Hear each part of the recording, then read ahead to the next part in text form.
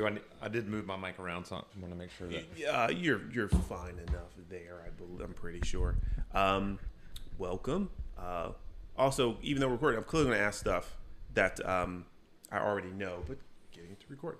Sure. Who are you? I hope you know. I'm Brantley Tyndall. Okay. I've lived in Richmond for about 15 years, and I've formerly rode my bike a lot and ride my bike a little bit now. Okay. I work with Bike Walk RVA, which is a bike and pedestrian advocacy program at Sports Backers. And as of a little over a year ago, I'm the president of Virginia Bicycling Federation, which I'm following in very big footsteps from my predecessor, Champ, who has a strong history with RABA and advocacy around the state. Okay. All right. So those are organizations. Like, what's your job? Do you have a job? Director of outreach is my title. No, I work for a nonprofit, which means I do all kinds of things. Sure. Okay. But director of outreach for Bike Walk RVA. That's right.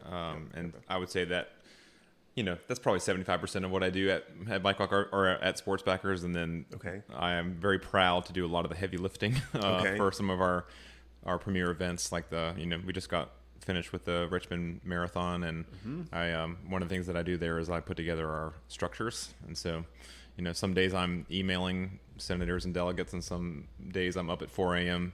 with wrenches putting together your finish or start structures. Man of many talents. Jack of all trades, masters of none, probably. But you all got it done, and you participated, which we will get to in a moment. How did you get started riding? I think that's my leading question. Like, how did you get started bike riding? Let's go with that. Like, the riding you kind of do now. Like, not, I rode on a tricycle, but Well, that's funny. Actually, I'd love to start with that. I was digging through some pictures at my dad's house recently, and I found a picture of me with like that quintessential training wheels bike. I think I was 4. I was cute, and I'm sure had mud on my face or something. But I do like to think about that. I rode a lot as a kid, but when I think about when I've kind of the second chapter of riding, I was in college at VCU in 2007, and I've got. I'd love to start with a point of humility where I crashed my car in Oregon Hill. I'm just going to go right into it. I hit a parked car that was, to my credit, they were parked almost 45 degrees from the corner, and I thought that I could fit through the gap, and I didn't. Okay. I also had bronchitis at the time, and just by the stars aligning in the exact wrong way, I had a painful cough. Yeah. And I closed my eyes for a split second as I was trying to make it through this gap. And I'm like 20 or something like this. Sure. Yeah. And just by the confluence of all of that, I hit this car, and my very inexpensive car was totaled, and I didn't have a car for a while. And it's like, I've spent my time in downtown Richmond. I'm going to school at VCU, and I got a bike at Fantastic Thrift for $75. I took it to Bunny Hop Bike Shop when they were still on Gray Street across from Ipanema, and actually Luke is a lifelong friend of mine now. And he got me patched up, and that was kind of the start of that chapter. Okay. How long did that bike last? It was a 1984 Schwinn World Tour. Okay. It was red with white accents. It was actually a really cool looking bike. I sold it to a friend, an environmental kind of peer of mine, and she rode it for years. So, I actually did my first long rides on it. I rode to Williamsburg, before the Capitol Trail. So I rode 60 the entire way. I didn't know what I was doing. We didn't have Google Maps. I got on MapQuest, and does anybody remember that anymore? Yeah. And I said, okay, how do I get to Williamsburg? So I rode to Toano on 60, and then took whatever that north-south highway is there into William and Mary's campus, because I had friends there at the time. So that was like 60-ish miles on this. I had it converted to single speed, flat pedals, suicide bars. Like it was just bad. It was great. It was actually wonderful. And then I rode it to my dad's house maybe later that year in Raleigh. So I did a 200-mile ride on it over 3 days. Yeah, I missed the simplicity. Were you sleeping outside when you did that? I did, yeah. Whoa, okay. Even before we called it bike packing, I would throw on tent and And bedroll and yeah. sleep on the side of the road. Slept at a post office. The 60 that happened, did you work your way up to it, or just like, nope, I've been doing 5 and 10 miles of ECU, and like now I'm gonna do 60? Like, that was how it was. It was very unplanned, and it's like, yeah, I can probably do it. Yeah. okay. So it sounds like you weren't a couch potato before the cycling happened. Like were you doing something? Ooh, actually, I was. I really was very much a couch potato from mid high school to the moment that I got the bike. Yeah, I actually was. So you were commuting all the I want to say time. this in very much the nicest way, but I certainly was like large and I wasn't eating healthily. I was not very active. Yeah. I played guitar a lot. I was in school. It wasn't. I would be unrecognizable, I think, by most people who know me now. Okay. Because you brought that up, and you've done Trans Am, you've done a marathon. Like, how do you feel? Like, if you think about 2007 Brantley, and like, how do you feel now? I think most people would expect me to say something related to like the physicality of how I feel, but my first thing is actually that I am a lot less stressed. Okay. I think, I was young, so I probably didn't have any real major health concerns. Yeah. But I definitely feel like my blood pressure is lower, my stress levels are lower. Things like bright light don't bother me in the same way. It's like I think I'm just much more even keel, and I'm not always even keeled, so I'm not trying to paint myself in this kind of like idyllic description. Okay. But I definitely think that I can cope a little bit better, and I feel good generally because I think as a young person I was anxious and life was difficult, and I instead of just like drinking beer and sitting on the couch and playing guitar all day and like maybe not leaving my house, I guess I medicate differently now. Yeah. Okay. Do you still have a guitar? I have many guitars, but I don't play them very often anymore. Okay. All right. Okay. I wouldn't. Don't let that skill fade. It's a good Actually, skill. I had to put this in record, so in case I come back and listen to it again, everyone's favorite bike photographer, Grant Fanning, who many people know from Carytown Bikes, has had one of like my favorite high school guitar. Was a Kirk Hammett signature model. He's a guitar player for Metallica. It's this gaudy guitar with skull inlays on it on the fretboard. But because I knew I wasn't going to play for a while, I let Grant borrow it semi-permanently, and so I think he's still got it. I think he's been recording with it actually. Really? He seems to like it. Yeah. Okay. See, your stuff is finding good homes elsewhere. He's still a rock star. I'm washed up. Okay. So we got again. I won't say we got sidetracked with asking how do you feel, but I tend to ask that later, like after someone's talked their story through. But it came up here. What kind of riding do you like to do? Like, where are you at now with your riding you like to do? In a tongue-in-cheek way, I kind of describe myself as being retired. I certainly still ride bikes, but I don't put in big miles anymore. Okay. In part because I've sort of, for the time being, closed that chapter and opened a new chapter with running. There are a lot of advantages to running, and I know that many of your listeners probably care more about the biking aspect of it. Okay. But I definitely, I think for the long-term, like, healthy appreciation of biking, I needed to kind of hang it up for a little while and then come back to it. So I think I look forward to riding again. Okay. And I definitely ride to commute, and I actually still love to get around Richmond and some of the surrounding counties by bike, because it's such a joyous experience to go to a meeting that way instead of having to find parking or to fill up a gas tank, and you get there feeling a little juiced up with endorphins or something. And it's like I recommend that to everyone. Yeah. And so I just think of that as being different. So I actually really look forward to the opportunities to be able to bike to a meeting. Okay. And I've met a number of people who they bike now and biked when they were younger, but then there was like a 10-year gap where they did not. They came back. That was me for sure. Yeah. And it's a bike. You always remember how to ride.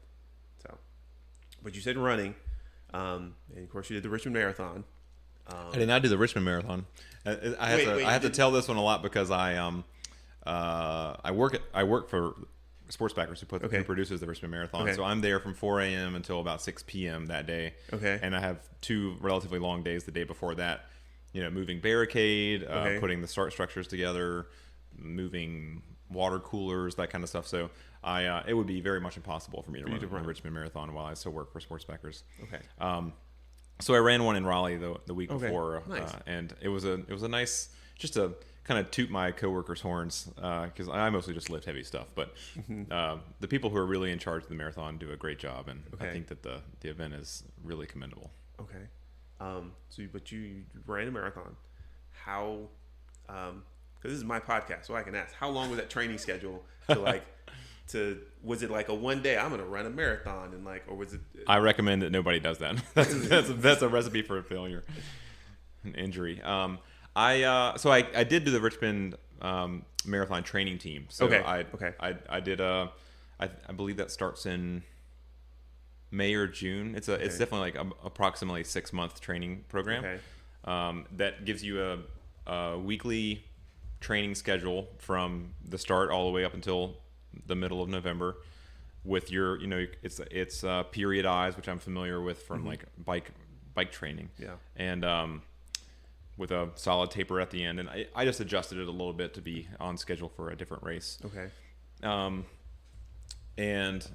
one of the cool things about that in particular is that it has the social aspect. Like I do a lot of training by myself, and I have basically since I got started, but to have a group run with, especially in these dark times, to have a group run with anywhere from 200 to 600 people on a Saturday morning that starts from my office, which is kind of nice. It's pretty awesome, especially from running is hard. Running is just pretty darn hard. And coming from a cycling background, there are things that I hadn't really planned for, like toenail care or this thing that I've heard called red 11, which is when your shirt chafes your nipples. Yeah. And it's not a problem until you get to 10 miles, and by that point you're so invested, and you got to ask hey, what do I do about this? And I struggle with it in particular. So, but I was able to overcome that challenge to get the good race day marathon photo. I will cut in here and put this on air. My dad ran a lot, right? He did a lot of the running stuff around the city and a couple of the marathons and things like that. I did the Climb to Conquer Cancer in 2018, and you've heard of the event. It's 2 climbs up Libby Hill, and won my age category, right? Awesome. Won that category, right? I'm telling this on air. Won the age category, and somewhere in the ride, actually no, I was going to Osborne Turnpike because that's 10 or 11 miles out from the end, and I remember going into the restroom there at the Osborne Turnpike and go in the restroom, and then I've got on the event jersey, the green jersey, and it's got the white panel, and I see this little pink streak, and I'm like, I didn't know that, and I'm wondering if my friends had saw it, and I just come out the bathroom super cool, just playing it off, and then do the ride. And then win, and then there's a picture of me on the thing, and if you look close enough, you can see it. So it's just in the event thing where it's I've got the little streak, so I know what you're talking about. It can happen with cycling jerseys too. And I feel it's a bit embarrassing because now it's in pictures, and occasionally I will tell people about it. But now, either way, I won. At the time, I wasn't thinking about it, but then after it was oh, that looks bad. So I've enjoyed the learning curve. I feel like I was able to sort of put a hiatus to the riding side of things because of I've seen a lot, I've learned a lot. I'm curious. It's hard for me to satisfy the curiosity of that experience. For the time being, I think I'm actually really looking forward to what it'll be like in a few years. Your experience of doing running and cycling and everything. Yeah, running is I got all these challenges to figure out, and I what kind of gear do I like, and where can I go, and I can go places that I can't so easily go with a bike because of all the accessories or the different terrains, or I can just get off a plane with a pair of shoes and do some really cool stuff. Trail running. Ultra marathons. Oh yeah. Well, I haven't gotten to ultra marathons yet. I'm just most marathon runners, I stopped right across the line. But it is, I think, is very much in my future. Okay. did the training feel easier or harder? Like, it just felt harder, right? Just because it was harder. Okay. 100%. I really have to give it to runners. Like it is hard, and because you can't coast. Temperature, heat is oppressive. Like running in August, there's nothing. I'm not sure that I've done anything harder than running. Just training runs in August. Yeah. I got overheated. I got hives. I was able to deal with chafing pretty well, but you get to the end of like a 15-mile run. You started at 6:45, and it was 70 degrees and 90% humidity. Yeah. And then you're done, and it's 85 degrees and 70% humidity. Yeah. And it's like, oh my gosh, with the wind from biking, it was never that bad. Yeah, because I think it's the other. I think what I've heard with running is that it's 10. Imagine it being 10 degrees hotter. It's going to feel 10 degrees hotter when you're running. But if you're biking, it's actually a little cooler because you're moving through the wind a bit more. That's my impression of that. And I've done limited running outside, and it's probably going to stay that way. But I've run on the treadmill very safely. Okay, so you survived the marathon. What was the event that you did? What was the name of the event? Do you recall? I kind of don't want to give it any name recognition, only because I was not very satisfied with the event. Okay, so I would have been satisfied with it had it been kind of a grassroots marathon, but it was kind of a high level event. It's a Boston qualifier, and they didn't have any nutrition on the course. And you think, it's 2021. Yeah. You think you'd know that. They advertised that they'd have it at certain mile markers, and they didn't. And I was like, so it was my first and at this point only marathon, and I was kind of prepared. I brought a little bit myself, but I did not bring enough for the several hours I was going to be out there. And I spent the second half of it mad. Like, because I just wanted some sugar. Come on, anything. I'll take a hamburger, whatever. So it's segueing back to cycling, right? If you're out on a ride, what do you want to have with you? What kind of like snacks do you want to have with you? Oh, that's a great question. I think I got started. And I have to give a lot of credit to some of my friends, really close friends, who are really good racers in my collegiate days. So the VCU cycling team, I would say from maybe like 2009 to 2012, maybe give or take a year on either end, was really they were tight knit. They did a bunch of races. They produced their own races, and some of them have become national caliber racers. Nice. In part because the tutelage by coaches, Craig Dotson, and kind of our home base around Richmond Bicycle Studio, which is no longer around. It was a really great, fertile time for us to get into riding. So I got kind of, as a new racer, really steeped in gel culture, and it was like Cliff Bars were getting really big at that time, and so I was like, I've got to eat 200 calories every hour, and and the longer I rode, the more I was like, I want a sandwich. I would like to stop and get a Coke. I could probably get a milkshake. That's all right. And like occasionally I'll have a beer at a stop. Sure, no problem. And so I think early on I started to strive for variety. I mean, I've had I guess at this point probably thousands of gels. Yeah. And they are very good at what they do. But I would like have an orange juice or the occasional gas station pulled pork sandwich or something. Wow. That's dangerous. Get adventurous. That's dangerous. Yeah, because that could go bad. You could find out that didn't agree with you. I do have to say, probably the one thing, like the one food that's like a regular food, that comes to mind is, and I ate a ton on the Trans Am, and I eat them now, is peanut M&Ms. They a share size is 450 calories, which is about what you're burning an hour. It depends on how far you're riding and your weight and all kinds of things like that. But it's about what you're burning in an hour. It generally doesn't melt in your pocket. It has a little bit of protein, a little bit of fat, lots of sugar, and it's enjoyable to eat. It's not like slurping down like maltodextrin or something. Right. Yeah. Peanut M&Ms. Somebody else said they like peanut M&Ms on a ride. Great for rest stops too. You give them in this little cup sometimes, and easy to serve. So start out with gels. You were doing the gels all the time, and then peanut. Eventually, like as peanut M&Ms are the kind of preferred. If I could only choose one thing, if I had to eat like 2,000 calories on Yeah. a super long ride, and I can only choose one food, I think probably peanut and M&Ms would be the food. I don't want 2,000. I don't want 20 gels.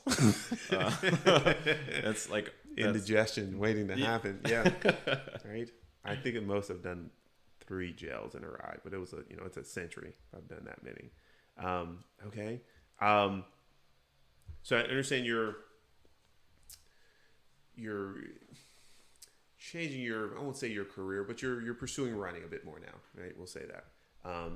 But you're riding for a long time. Like, what kept you riding all that time that you were riding? Like, why did you keep getting on the bike? What were your reasons? Let's go with that for riding.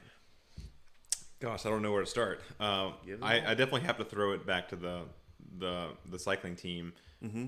My friend Matt Kuhn, who's now the executive director for Richmond Cycling Corps, at the time was a very accomplished cyclocross racer. He and we're in cyclocross season now. If you're not familiar, it's basically riding road bikes with slightly bigger tires on dirt, mud, grass for an hour as hard as you can. It's like a dirt crit. Seems impractical. Very technical. It's very fun. It's very fun to watch. Yeah. He was just shredding it at the time. Yeah. And I'm actually being reminiscent. I can't remember what your question was. Your question was, well, what kind of why do you ride? Oh, why do I ride? Right, yeah. Oh, why did I continue to ride? Right. Like, as I got into it. Yeah. So the Matt Kuhn in particular would always tell me, go do this thing. And it would be something that's like super hard, like ride North Bank on my cross bike, okay, or road bike, which he was known to do. And I would naively just do it and get way over my head, and was just I was just very terrible at bike racing for years. But I always knew that I wanted to get better. I would go to the next race and I'd finish one place farther ahead, or I wouldn't get a flat, or I would I wouldn't feel bad that day or something. Yeah, and I definitely got hooked on that, and the sort of the storytelling and the gathering around the campfire afterwards to say, oh, this went great, this didn't work, and all that. And I have this particular memory of doing what might have been the second or third Devil's Backbone ride. Okay. It was well before Devil's Backbone was the huge complex that it is now. Was a much. Have you been out there? I have not. Oh gosh, so it's at the base of Wintergreen. Okay. It's one of the kind of larger craft beer places that's now been bought by, I think, Anheuser-Busch. So it's like a resort. They've got a huge stage. They have a huge restaurant. I think they have lodging now, like a nice kind of Appalachian lodge that you can basically roll out of bed, go to a brewery, listen to a concert, go skiing. Nice. I recommend going out there, even if you're not into beer. But it's on Highway 151 that has, like, I think of it as being drunk driving alley, personally, because there's a bunch of breweries and cideries and distilleries, but it's at the base of the Blue Ridge Parkway and Wintergreen. Okay. And Devil's Backbone ride was 4 mountain passes with 2 gravel ups and 2 gravel downs. Okay. And I was like, I hadn't been riding a full year yet. Okay. And had just gotten my cyclocross bike, and I go down the first gravel descent, and I'm on the brakes going 2 miles an hour, just like, don't crash. Very scared. And it took me, I think, an hour and a half longer than the next slowest person. And my friends were all waiting for me patiently they had a restaurant to go to, which is, I guess, kind of nice. But I remember how embarrassed I was. Like, gosh, I did so terribly, and my friend won. And that was Chris Jones, by the way, the national champion. And so my friend won, and I came in last and had to walk up Vesuvius, or like the last probably mile of Vesuvius. Yeah. And had never ridden in the mountains before. I'm on a cross bike trying to go down mountains on the kind of knobby tires. It's a complicated thing. And I knew gravel descent. Yeah, 2 gravel descents, 2 gravel ascents. And I just knew that I needed to redeem myself. And that honestly, that experience probably fueled me for the next 5 or 6 years. Really? Plus all the fun that I was having. I ended up, being able to keep up with my friends, and that was very nice. Challenged by that, so you're just like, okay, I'll keep going, and keep doing more of this. That seems ridiculous. By the way, that ride.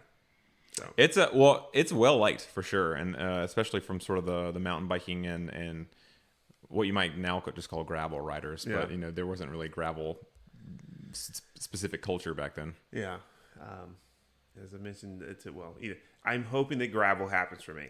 I'm kind of looking around at bicycles now, so I'm hoping that I can try some gravel out, and maybe I'll consider that less ridiculous. So now's the time. I would imagine if Monster Cross is coming back, that's the one to. So Monster Cross is like half gravel, half cyclocross, and that gravel is it's just a little bit punchier and is a short course. So it has kind of a racier feel than I would imagine most gravel stuff feels like. Okay.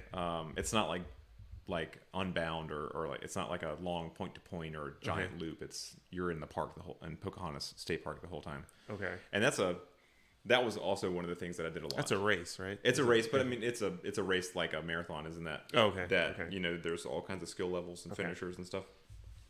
Pocahontas is pretty close. It's easy to. There's lots of riders out there.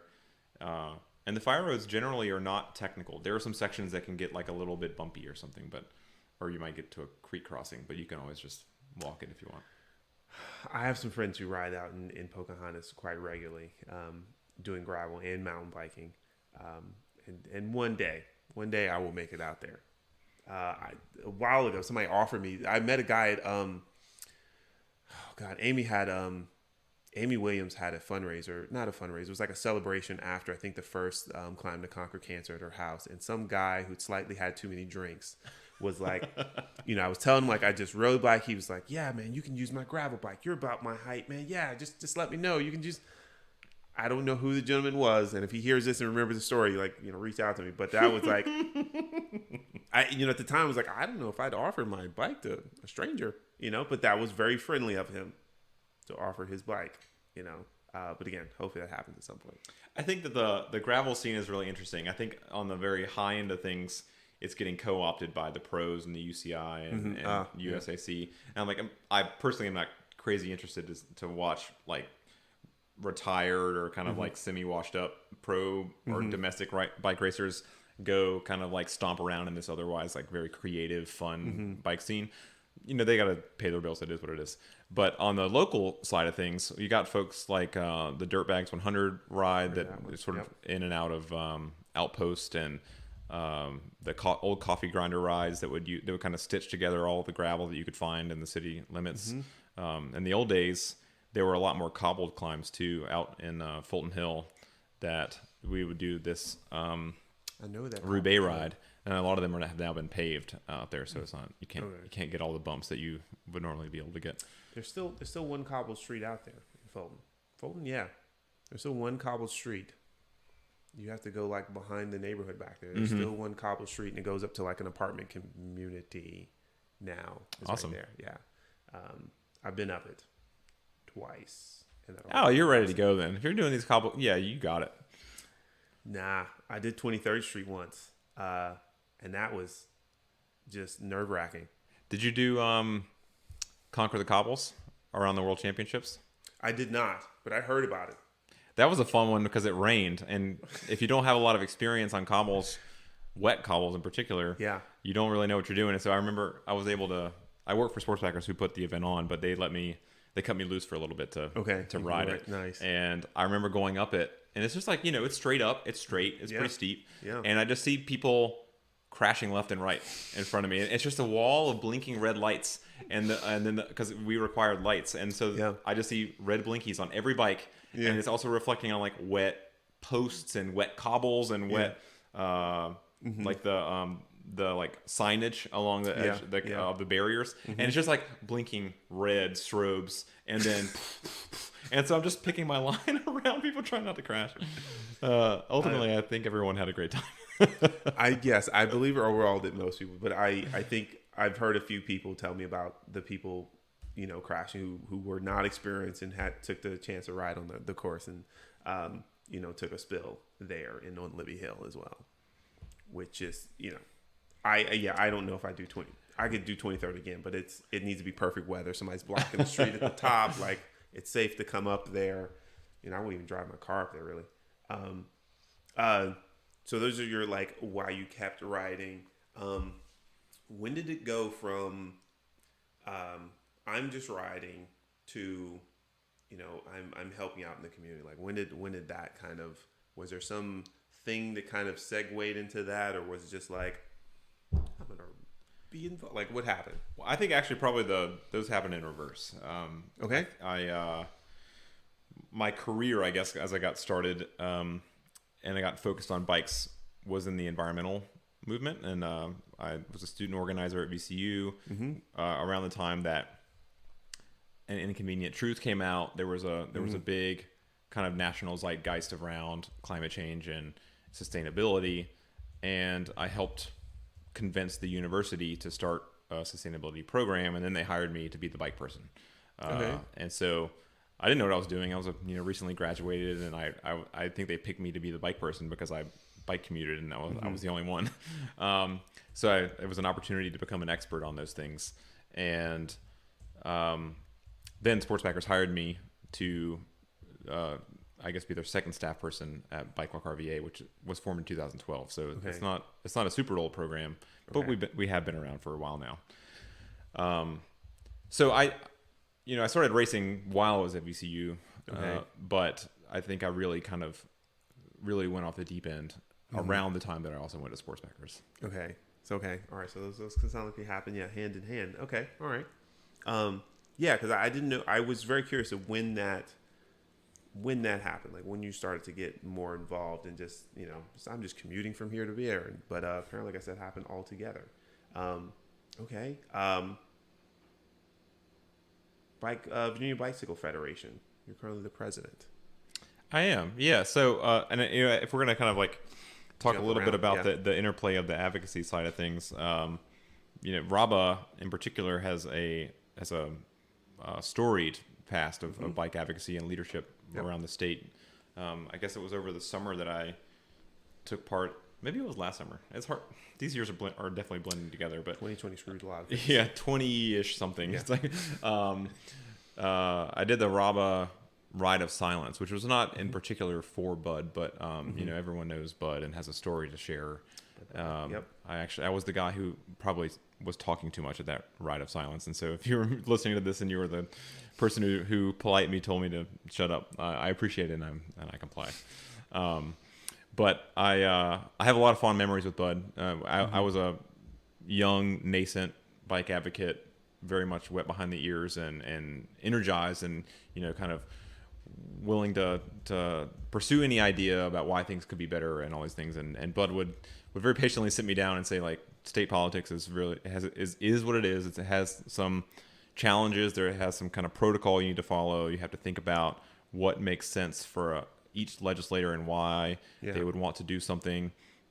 And sometimes the fight is going to be a hard fight, and you have to listen to people get up behind it or get on the dais and like rail against you. It's like as a frustrating thing. But Bud was the advocacy chair for VBF for a number of years, and I think also for RABA. Yeah. And Champ was a former president of RABA and former president now for VBF, and they did just tons of work.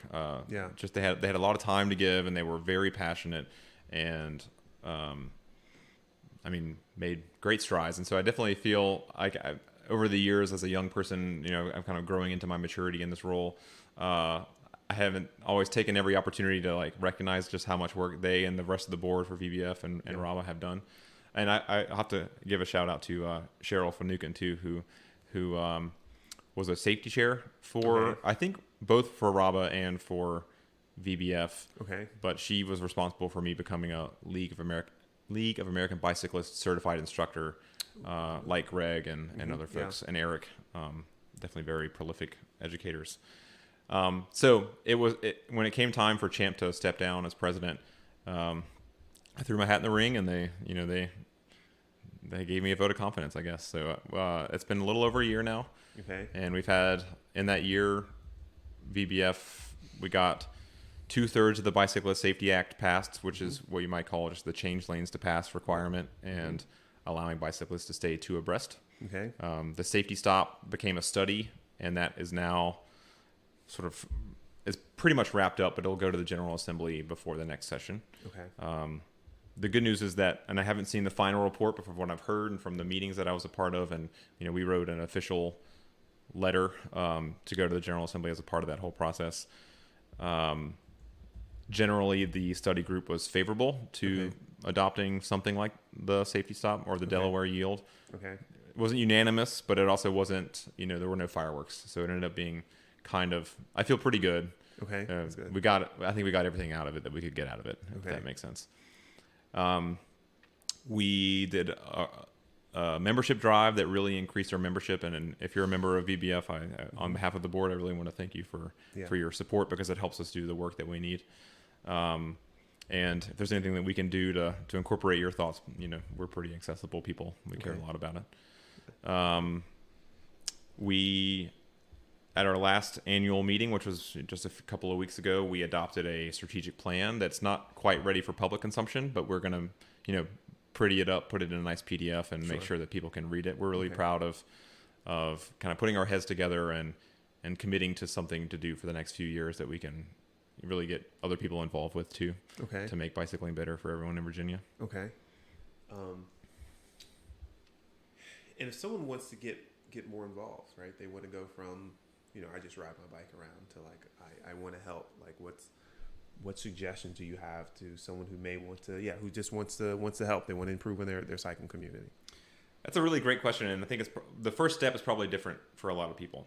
You got a follow-up question? Yeah. Notes to that. I'm not expecting you to have like the perfect answer of how someone should get involved, right? Just your kind of best consideration of how someone might try to get involved if they are interested. Yeah. I think that's where I was going to go with it. I wear two different hats now. I work for a bike and pedestrian advocacy organization that is locally focused. We're in the Richmond region, which we would say the sort of the Richmond metropolitan area, and now increasingly Petersburg and Colonial Heights as well. We have paid staff. We have we can dedicate a lot of time and resources to very hyper local things like the fall line or bike lanes or local ordinances to lower speed limits, etc. And part of what I do with my director Louise is we help you find a local meeting that will be really beneficial to go to, whether it's a hearing about a bike plan or if it's a great opportunity to meet your county administrator or the city administrator or a council person or a supervisor. Having a relationship with your local elected official is very key. I would say if you don't have that now, send them an email and see what happens. Just let them know that you're a resident and a bicyclist and you care about safety. See where it goes from there. I mean, it's simple, and part of what we teach at Bike Walk RVA is some skills about how to communicate your message effectively, which is both using some of the right terminology, and then it's also having a little bit of social intelligence to recognize that you would like for that person to feel good about the message that you sent so that they actually act in the way that you would like. Yeah. And then a lot of it is timing. It's like if you send an email saying we need a bike lane on this street and there haven't been any emails before that. Yeah. And that street doesn't exist in any kind of a bike plan. Yeah. It's very much a squeaky wheel that you just kind of get pushed aside. Right. So, and I think a lot of people start there and they get frustrated and they don't come back and they think advocacy doesn't work, petitions don't work, my elected official doesn't care. And there's a bunch of compromise making that has to happen in order to get any kind of improvement. A supervisor which is a local elected official in Montgomery County, Maryland, speaking at a conference about Vision Zero, which is traffic safety in DC, told us a few years ago that he thinks that infrastructure advocacy is the hardest kind of advocacy because the timeline is so long, the cost is so high, and whatever gets built won't satisfy everybody. And so because of the compromise aspect of it, nobody feels particularly good. Even if you get the bike lane or even if you get the highway off ramp or whatever it is. Yeah. I would say have some measured expectations and listen to the folks who've been there a little bit longer to help you weather the storm of the kind of inevitable feelings of defeat you might get, even if you're making progress. Okay. The bike lanes added to Patterson, were those the latest bike lanes that were added? I don't think those are the latest. They're relatively new. Maybe a year and a half now, 2 years. The ones by Patterson and Malvern. Those were definitely those had some robust community public engagement, I'll say. And usually when you have robust public community engagement, you will have folks on both sides. And oftentimes the side that is seemingly from a weaker position, just from like maybe like a numbers game or whoever's got the kind of tone of the room, could be motivated to go louder, more aggressive. And so like, gosh, like our neighbor, nothing like a bike lane to make neighbors kind of like not send each other Christmas cards the next year, you know? And it's like, it doesn't have to be that contentious, but people feel the way they feel sometimes. No, it doesn't have to be. You know, there should be civil discourse about those things. That would be great. That would be great. Model good behavior. That's what I mean. We teach this, and Bike Walk RVA has done something like 8 academies where it's a multi-week training program, and we've done them from, in the old days they would be 8 weeks. We've learned to streamline and have made some cuts on occasion to make them a little bit shorter. But we train volunteer citizen advocates to just be a little bit more effective. So like how to talk about biking a little bit more cleanly, how to bring people into the fold instead of being right and then being wrong. How to organize your own group. So a really sort of notable version of this is Bike Walk Northside is a sort of neighborhood level grassroots organization led by a number of our advocates, and we can't claim a ton of credit about this. Jason James has been doing this for a very long time. He's one of the many people who's involved in that group. But actually, we met back in 2010, I think, at the mayor's commission on biking and walking that ultimately hired Jake Helmbolt, who's the bike ped coordinator for the city. We didn't know what we were doing. We were very unsophisticated at that time. We were volunteers and trying to figure out what the city could do to build, a bike lane. And it's interesting to look back 10 and 11 years, and progress can be kind of slow, but after 10 years, you can see the difference. Pretty exciting. Yeah, that's a long time to be working on stuff. So Bike Walk RVA, you all kind of prepare people to be advocates. Is that the idea? That is very much the idea. So it's a losing recipe, or a recipe that's doomed to fail if it's just me or my boss Louise going to these city council meetings or supervisor meetings, especially if it's in a place where we don't live, and we are speaking on behalf of people who are not there or not visible, or it's a much better advocacy strategy. And I have to give my former director Max Buchanan a lot of credit for kind of bringing this framework to us from Seattle.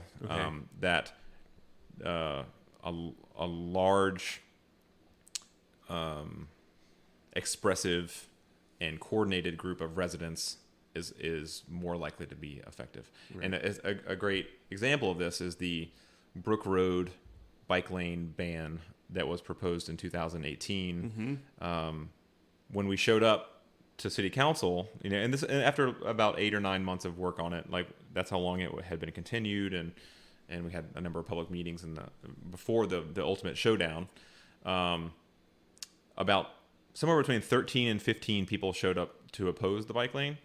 And 60 to 65 people showed up to support it. And when the supporters showed up, you watched the jaws drop up on the dais by the city council members, and they're like, well, we're not going to let people talk very long because we'll be here all night. And so this is not boiled down to a numbers game. It's not boiled down to we like them and we don't like them.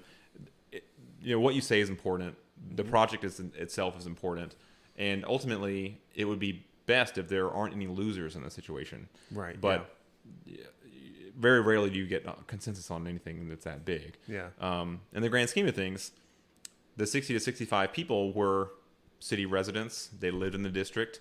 They could articulate really like legitimate talking points that we helped prepare for them, but also were their thoughts, not ours, about the value of the traffic calming, of being able to bike to school, of transportation equity for people regardless of what you can afford, and embodying those values and those lifestyles. we didn't have, once people showed up, we didn't have to do anything. 8 months of work, and then the community did what they needed to do themselves. Good. I would, yes. And hearing that explained, it does seem very much that having people who are residents of that area, speak to that more than, someone from out of town kind of coming to speak to some local representatives. That definitely makes sense. Does that, I guess I may ask you more questions about that later, about the advocacy, particularly from teaching people to be better advocates, rather. Jumping around, still Bike Walk RVA related, RVA Bike Month this year was October. It is normally in May, correct? It is normally in May, which is a part of National Bike Month. Okay. I think I already know the reason why. How come it was in October this year? Well, when Bike Month is normally in May, we start planning for it in February, March, and at that time, we were getting the first news about vaccine rollouts, and so we were thinking, oh gosh, if we do it in May, very few people will be vaccinated. We don't know to what volumes they'll be able to produce them and get them, distributed, and we don't know if people will take them. Yeah. At that time, we were very confident that everyone would, but at the same time, we've seen the dialogue over the summer. Yeah. But our thought was it was a better shot to have a more robust, sort of like before times Bike Month, and I don't want to say that too specifically. Like the future is here, but we thought we'd be safer and more comfortable doing larger outdoor events in October. And the more we thought about it, we thought it'd be cool just to try something new. Sure. And to do a little bit of wordplay and an advocacy timing play with the fall line. So to be able to do fall line advocacy in the fall felt fun. We also were getting a hunch that we weren't going to be able to do the Virginia Credit Union Moonlight Ride in August, and that it was going to be in October. And it just felt like having that kind of high production value event, and normally we have Dominion Energy River Rock, and I think it's also Dominion Energy Cap to Cap in May. I hope I didn't get that sponsor wrong. I think that's right. Union. Is it Virginia Credit Union? I think it's Virginia Credit Union. Is it? Well, they've both been great supporters of biking events. So yeah. So having it was nice to be able to have a shift from one month that has a couple of highly produced events to another. And let's be frank, October is an awesome time to ride bikes. Leaves changing and cool weather. Nothing is perfect, but we had some rain. We had some rain in May too. Yeah. It was cool to try it out. It presents some challenges because October is a time that a lot of people are starting to get prepared for the General Assembly. Like the things I don't normally have October off, So I had and also September and the months leading up to it. But it's really to make it very little about me and much more about the 3 or 4 dozen volunteers that really show up night after night after night to make the events happen, to get people to go to the events. They have been incredible and adaptive, and I think we've got kind of a running working spreadsheet with all the volunteers who are on it to contribute things, and we have about 3,000 people who as the tally of people who were able to do over the 5 weeks. Yeah. Wow. Okay. Which is 2,000 less than 2019, and that was a big year. It was really? We really hit big numbers that time, and I think it was safe. There was nothing but positive stories. Some of the events were a little bit smaller. That's okay. It's always been a platform to have very grassroots, informal stuff on there. But we also had some really highly produced and highly attended events, and really with one of the outstanding new partners has been Urban Cycling Group. If they haven't been on your podcast yet, I would certainly recommend reaching out to Chiron. The hope is to. I used to work with Chiron at Virginia Career. Yeah. No kidding. Before all. So yeah, the plan is to have Chiron come on the be a guest at some point in time. But yeah, I said to figure out the time, which is the difficult part of all this is coordinating with people. But yes, yeah, UCG. I'm very glad they exist. At this, I'm very glad they exist. And yes, the point is to have them on the show at some point in time. Represent from there. So, Bike Month. How many events happening in Bike Month? I think we ended up, Roughly. the schedule had a little over 50, and some got rained out. Some had a little bit of things come up, and if we get 90% of them that happen, I think is what we ended up having. Sure. So I'll say conservatively 45. Okay. It feels pretty good. Okay. It's a good number. Okay. Most days had something. Oh, for actually, 2020, we had COVID. Mm-hmm. We still have COVID. How did that? I don't have COVID. Thank you for that designation. Yes, you don't have COVID. How did that close? That impacted all of us in some kind of way. Like, how did that impact your cycling life? Like, how did that like weigh in on your experience? That's interesting. I had been riding a lot. Even when I got back from the Trans Am, I took some time off to heal, and then it was just in time for me to kind of ride for a month and compete in the state championship for the time trial. Okay. And won my category, which was not, there were many people faster than me that day, but at least won my category, so that was nice. Nice. And then I did a few big, 100+ mile rides in that fall, and then more or less I started to transition into running. I was like, I started having fun with it, and I have to, I work with a lot of runners, and so they're good motivators for me to do that kind of stuff. So, I'm in the General Assembly towards the end of the 2020 session, and we start hearing about this coronavirus thing, and we're all getting worried, and lockdown happens, and I just kept running. Really, and I had lots of time to do it. Yeah. And Sportsbackers launched several events in 2020 to try to stay relevant, and we had to really pivot around some of our events that couldn't happen, like the at least in the normal sense, like the Monument Avenue 10K and stuff. So we had to go plan new routes, and we had to try new things out. So it's like I got to kind of run during work sometimes, which was nice. Okay. So, but this isn't so much about the biking side of things, other than we did have a virtual bike month in 2020, and it was very clear that people were hungry for riding bikes. They've we got to get out of our apartments. This is crazy. Yeah. And so I did join some rides in May of 2020 and had some fun riding.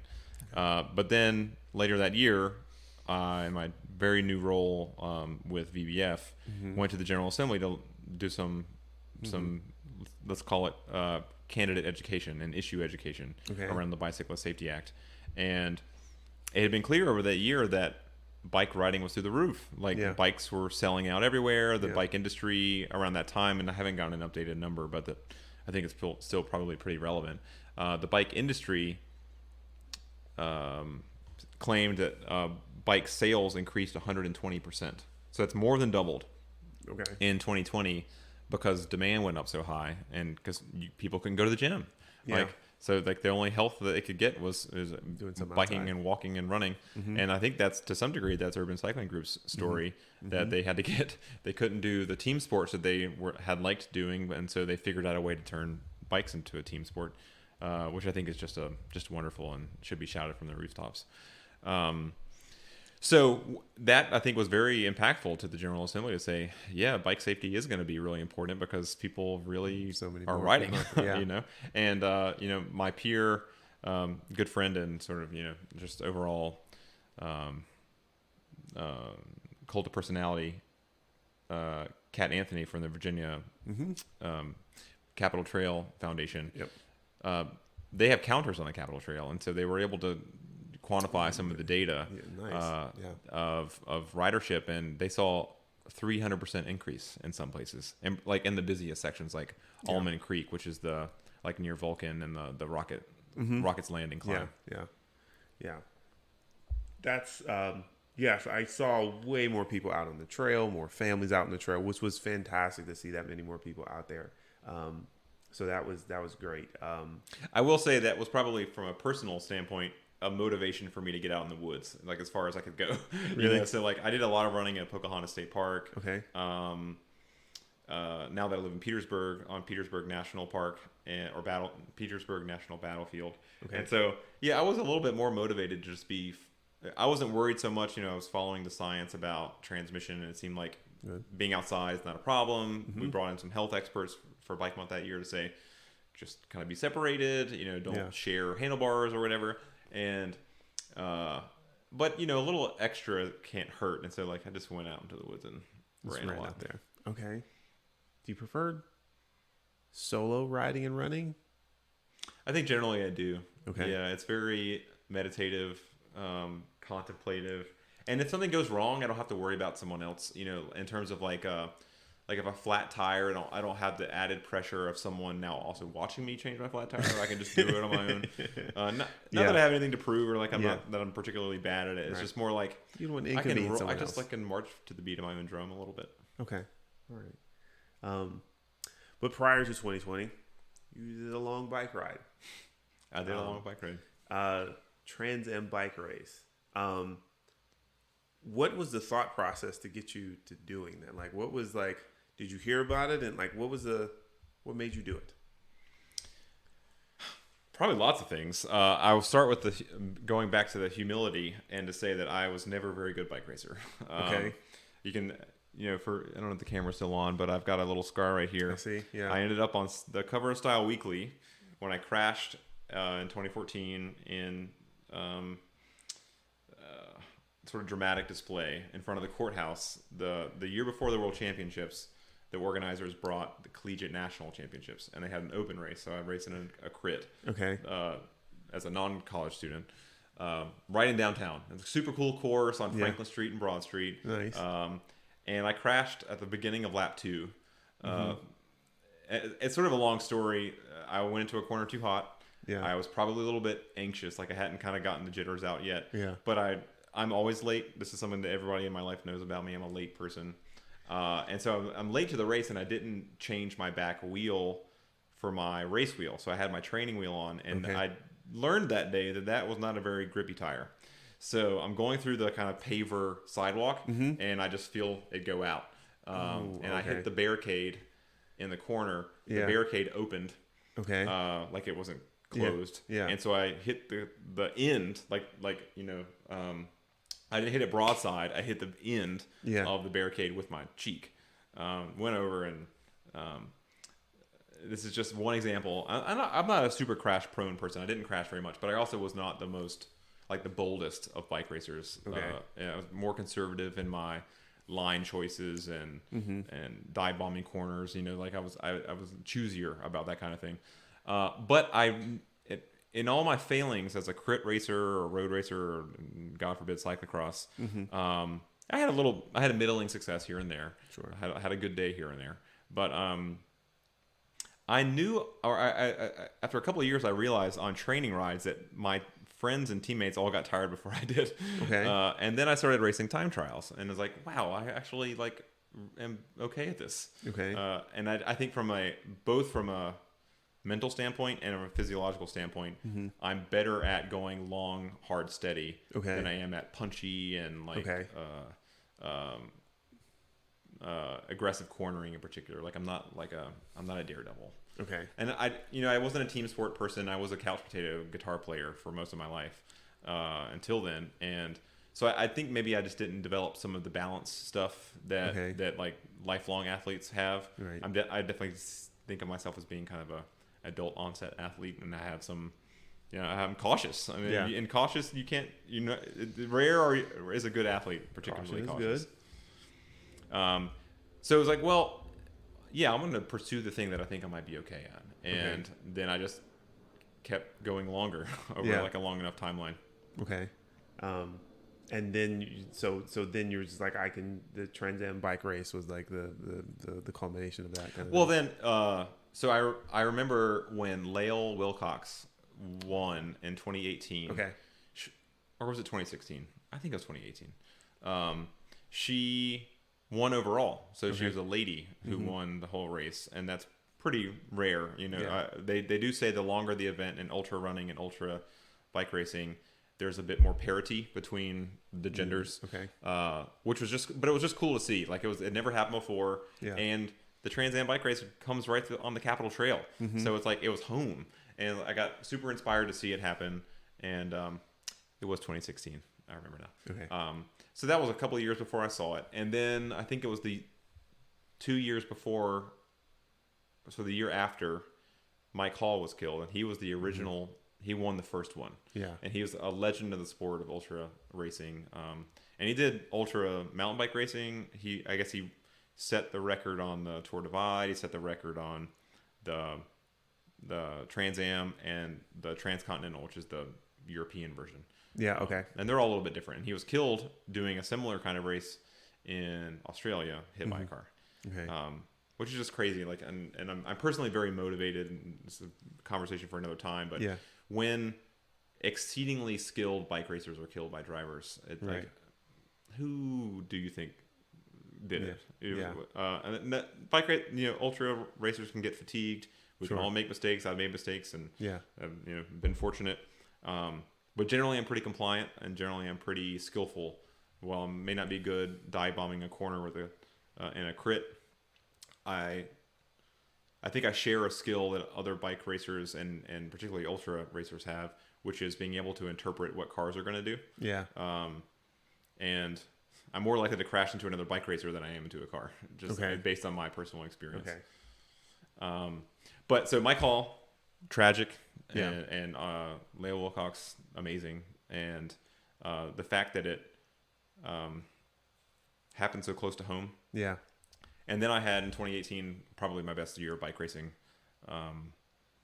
at that time. So I was like super motivated in 2018, and when the winners were coming through, I honestly kind of like, I had a lot of fitness. I had been putting a lot of time in, and then I had an impulsive decision. I just announced it a year out to my friends. I'm going to do this in a year. And then I had to do it. Yeah. I spent a year learning the course and learning how to ride hard over a long distance, and continually setting new kind of milestones. Okay. And got a new coach who was very helpful. Okay. So you did it. Okay. Yeah, I was going to ask if you got a coach for that. Okay. I've had coaches since 2011 or 12. Really? And I've had 3, and I've liked them all. Okay.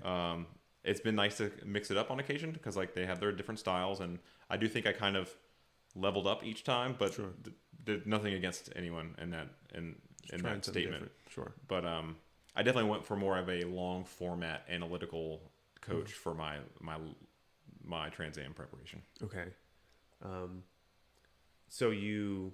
What did you take with you on that ride?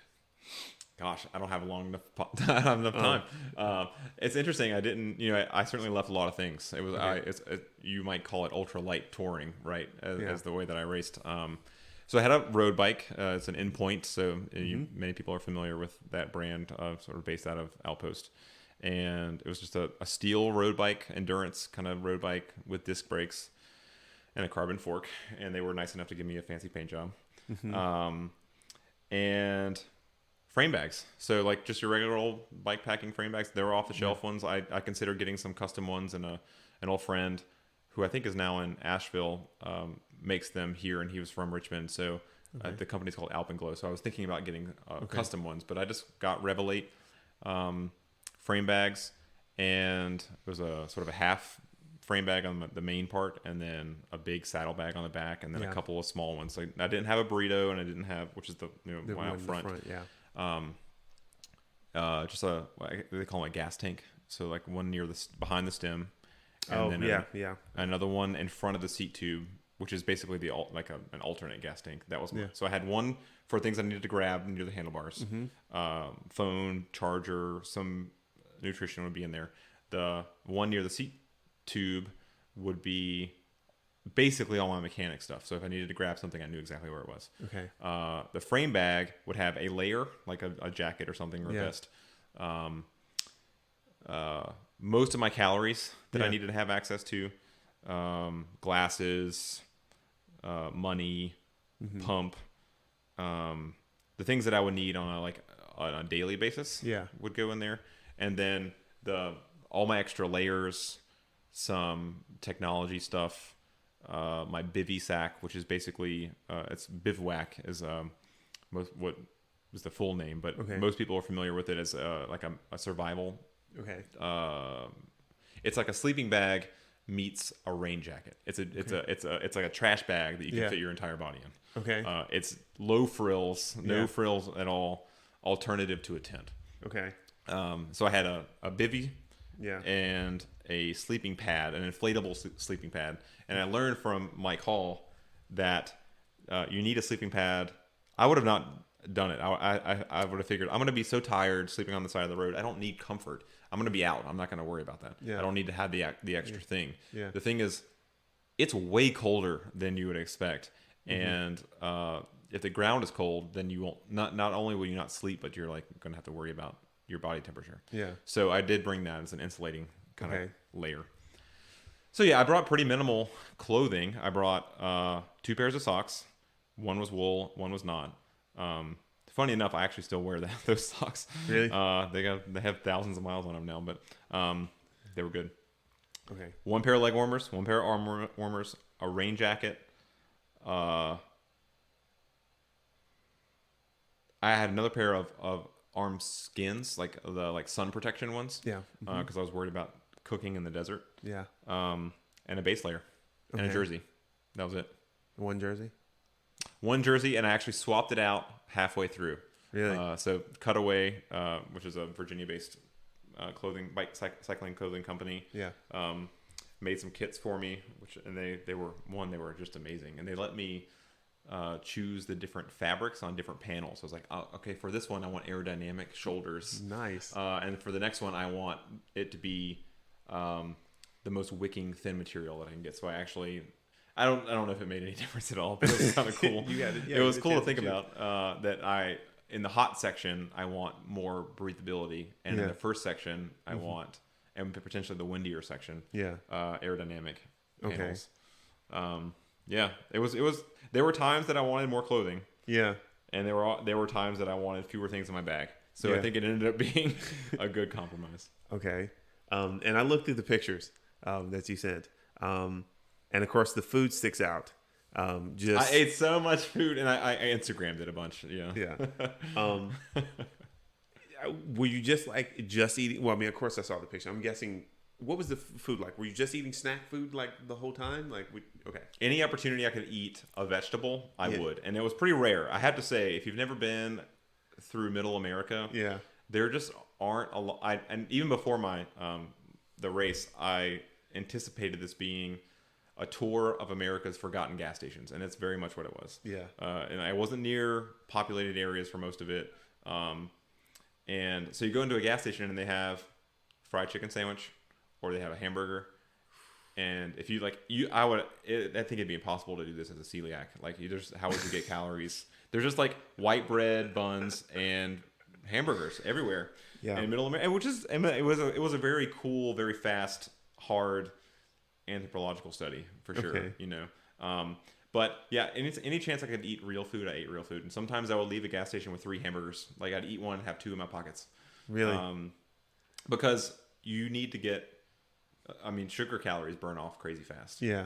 And you go out and do a 2-hour ride and you have a little bit of sugar. You don't really realize that you have spiked in that time. Okay. But when you're depleted of glycogen, your actual internal energy, and you're just going on with whatever's in your stomach, which happens, after about 2 hours. Yeah. And you have 12 hours left to go that day. It's only what you got in the tank. And so you need stuff that burns fast and burns slow so that you can be consistent. Because you get to a point at the end of the day where you go from having food in your blood to not having any. And it's just like that. And you're like, I have 60 more miles to go today before the next store. And it's like, so you better have 2,000 calories on you, just to have.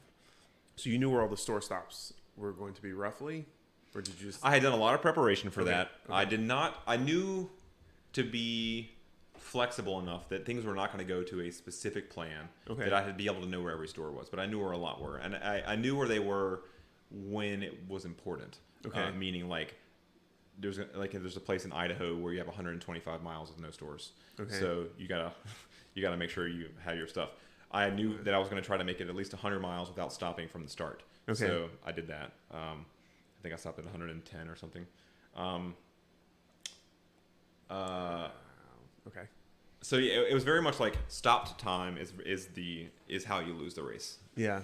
How the time not riding. Yeah. Mm-hmm. For any reason, whether it's putting on sunscreen or taking off a layer, or running out of food, or mechanical stuff. I was pretty good on the mechanical side of things. In the moment at times I was very frustrated. Like my disc brakes were rubbing because they were dirty. I had 1,000 miles of listening to my disc brakes squeak because they were rubbing. 1,000 miles. And I texted Braden. I was like, Braden, I think my disc brakes are messed up. What can I do? And he's like, spread them open with a butter knife. I'm like, I need something better than that. I'm frustrated. It's like just a moment. Right. That sucks. I don't deal with them for 5 miles squeaking. So it's your nutrition. Okay, where'd you sleep?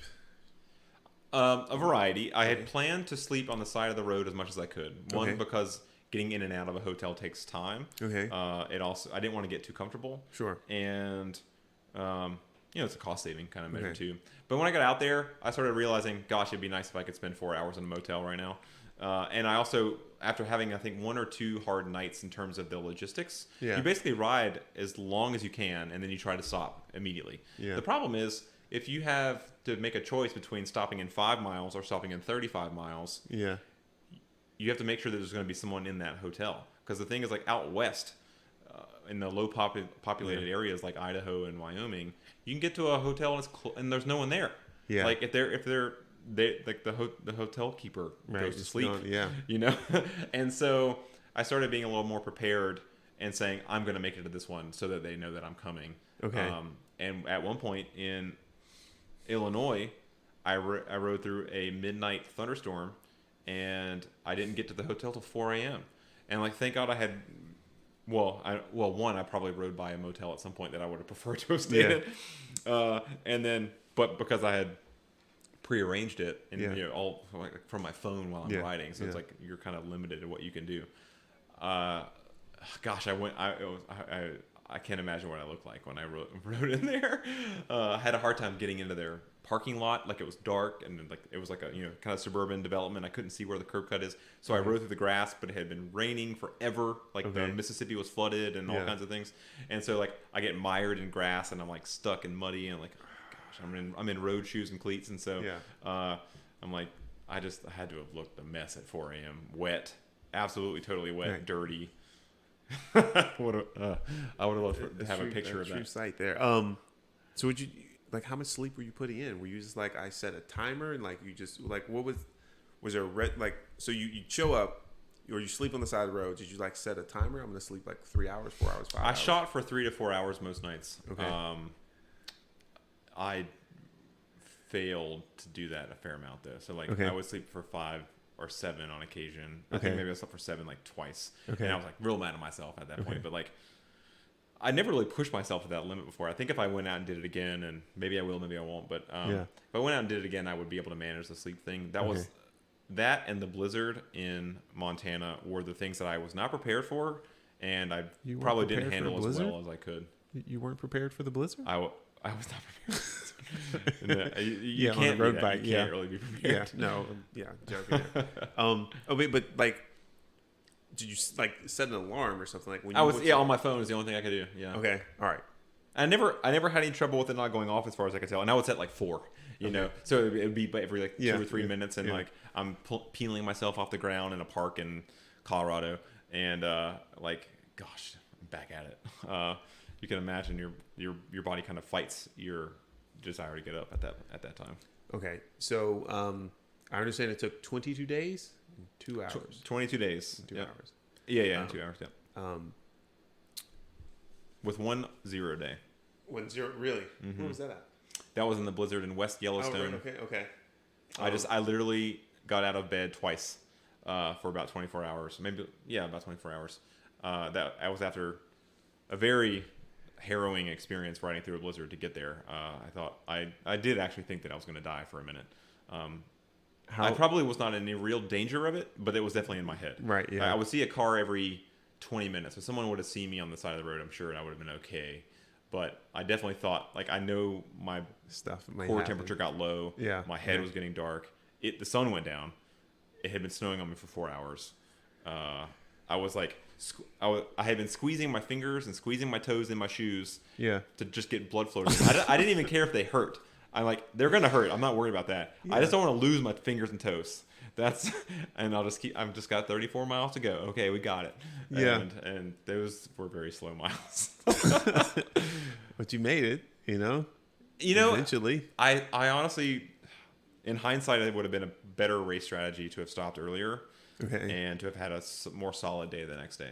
Okay. But West Yellowstone was technically closed. Okay. And I didn't want to get in there and get stuck. Like if I had crashed on ice in West Yellowstone in a closed park, no one would have come to find me for hours and hours and hours, like maybe the next day. Yeah. And the day before in Jackson, Montana, the innkeeper at this bed and breakfast, that actually a few folks stayed at the same time as me, says that every year people die in there. And so I was like, well, writing's on the wall, like I'll take a 0 day and not die. And so that's what I did. But I got passed by several people in that time, which meant that for 2 weeks I was pretty unhappy about that. I was in 5th and I had, finished 11th, or 12th, something like that. Okay. So you set out riding, and let's say you've ridden for 2-3 days straight into this thing. Like, where was your mind at? I was feeling great at that point, by the way. Really? I was in race mode. Absolutely. Really? I was like, you're still committed. 2-3 days in, you were still 2 or 3 days. Absolutely. Okay. So I rode basically through the night. The first night, I slept for about an hour on the ground,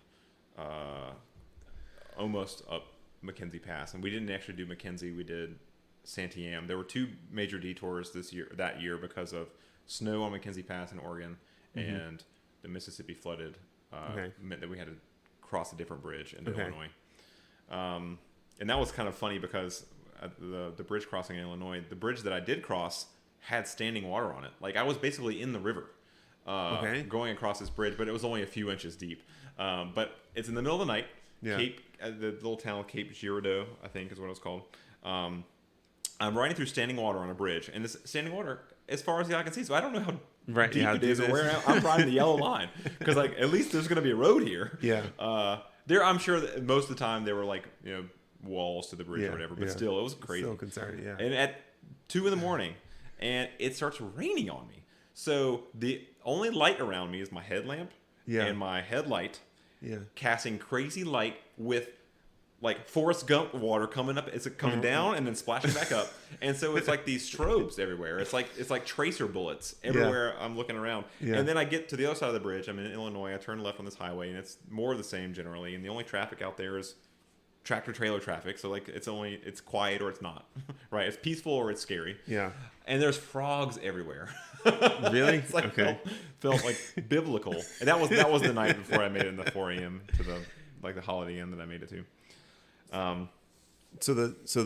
First night first day you rode through the night. How many miles did you put in that first day? I think it was 265. Really? It depends on kind of where so I had a lot of trouble with my Garmin, and to some degree, like the Garmin did fine. Yeah. We were pushing the limits of what the thing was designed to do, right? Yeah. So after 200 miles, I found like the good threshold was I needed to restart my activity. So I was trying to have an activity per day. Okay. But if I rode more than about 120 or about 200, and really, it started to be a little more finicky, probably around 150 or beyond. It just had too much in the file, and it was kind of it would lag. And so I went off course day 1, like right at 200 miles, because it didn't have the processing capacity or something, the memory to tell me the turn that I needed to take. So I immediately get a text, and it's against the rules, but Max, my old boss, texts, "Hey, you're off course by like a couple miles." Yeah. And I was on a parallel route, so it wasn't like a super big deal. Yeah. And I got back on course. It wasn't that big of a deal, but I learned that I needed to restart my activities a lot, and so then I had to determine how many miles was it. Where do you draw the line? It's really one big bike ride, but so it was approximately 265. Okay. It wasn't my longest day. It was my second longest day. What was your longest day? The last one. Really? 322 miles in one go. So that's like a day and a few hours. Wow, that's. I didn't sleep the last night. Okay. When I was home, I knew the roads. Right. Yeah, you're ready to get home. I would imagine. Saddle sores. Never got a saddle sore. Really? I have a few things to credit for that. Okay. Great bibs. Okay. You know, I think Cutaway makes great stuff. Yeah. And they make great stuff, but you know, like there are only so many kinds of chamois in the world. They just they choose the right chamois. Yeah. Yeah. But preparation. I mean, like I spend a lot of time Yeah. on my saddle in preparation for it. Okay. And I was very liberal with chamois cream. I mean, Okay. just crazy liberal with chamois cream. Seems like a good strategy. Yeah, I'm a chamois butter. As my brand. I'm a buttonhole brand now because it smells nice. Yeah. But yeah, I felt very fortunate. I had all kinds of pain. Don't Yeah. I mean, don't get me wrong, but and honestly, I had like seat pain, but Yeah.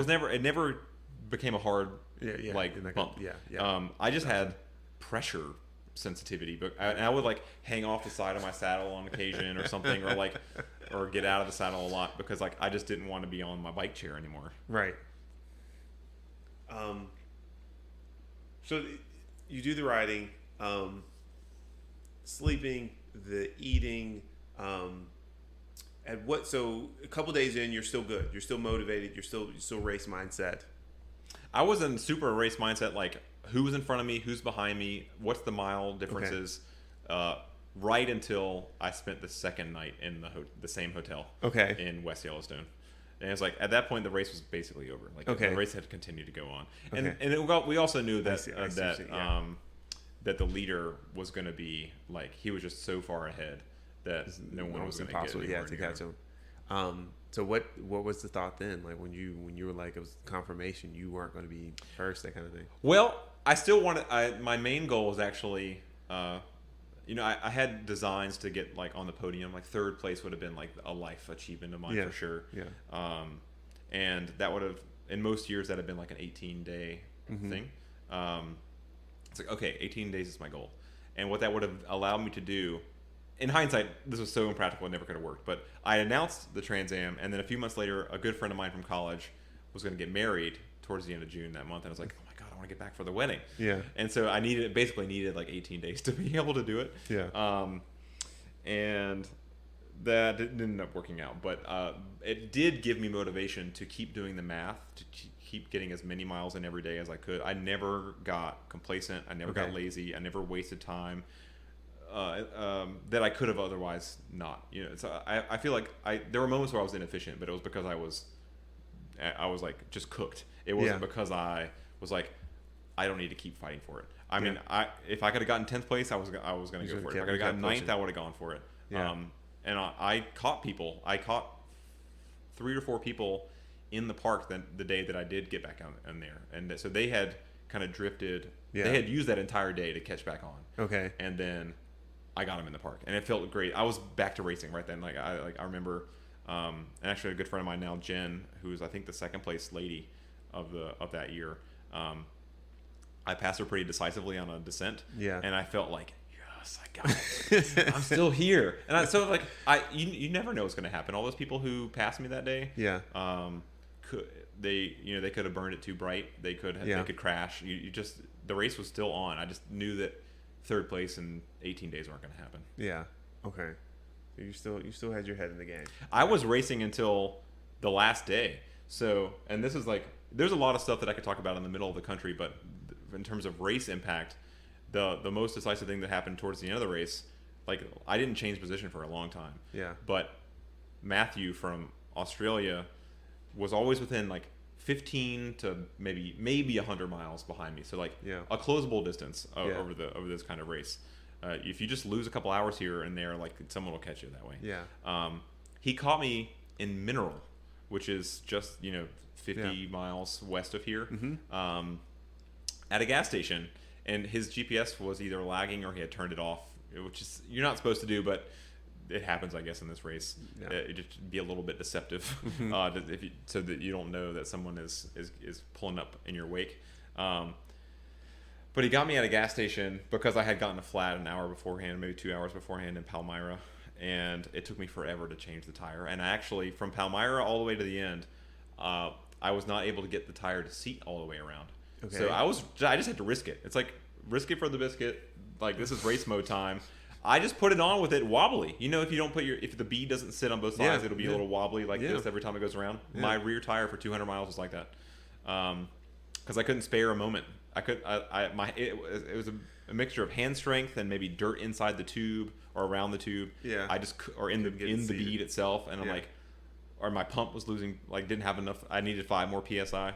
I would not have gotten caught by him, I think, if one of those things had not been the case.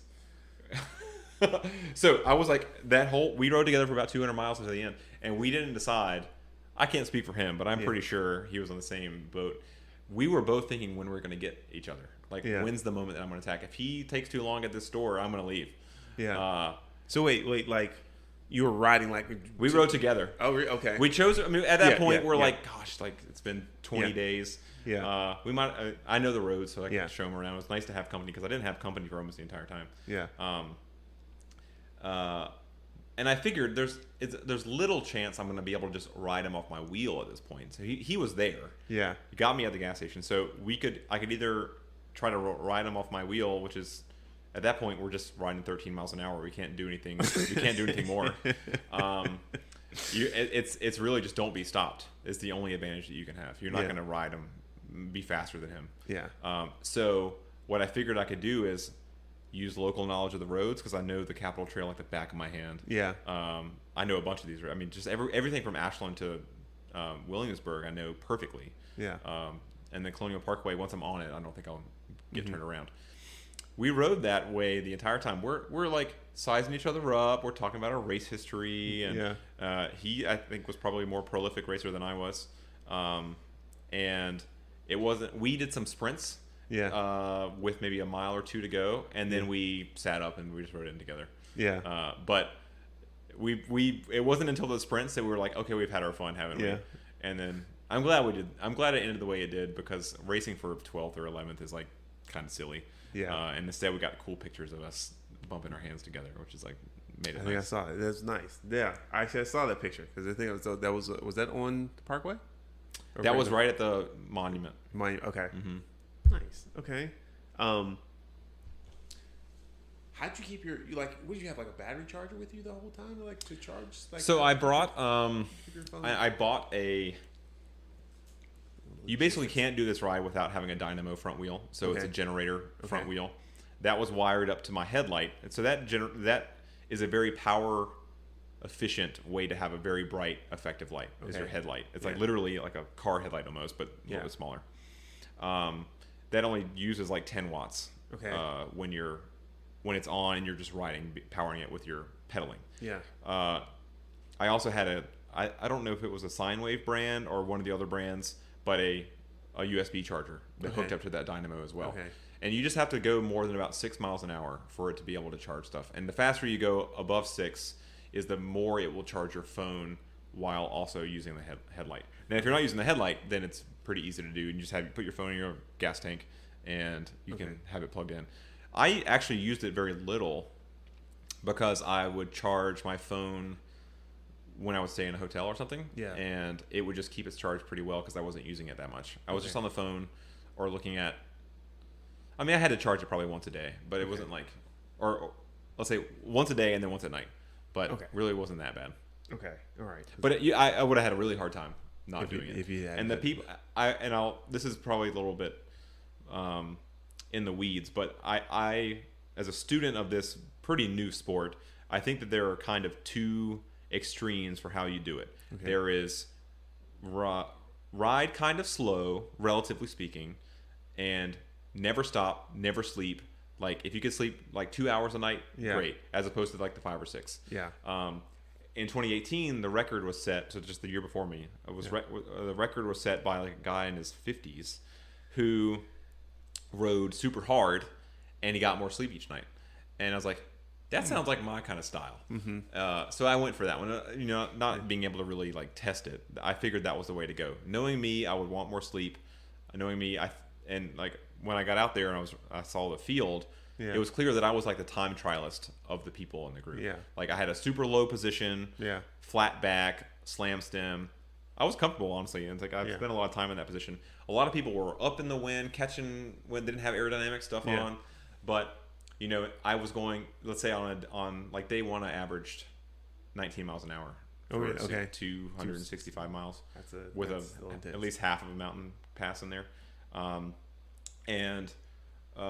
But if you average 18 miles an hour and you slept 2 hours less, on average every night, then, like you actually are faster. Mm-hmm. It's hard without doing many of these races to know what your optimal strategy is. And I'm okay with the one that I did, but I could have slept a lot less, and that would have saved a lot of time. Like think about it, if I'd have slept 1 hour less each night, or otherwise not been stopped on the bike, then that's almost a full day that I would have gotten back, which is crazy. That's right. Yeah. Over that time, 22 days, at least one more hour. Yeah.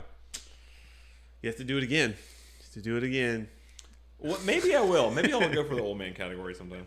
And actually, like, I think I was beaten by 3 or 4 guys in their 50s, so I got plenty of time.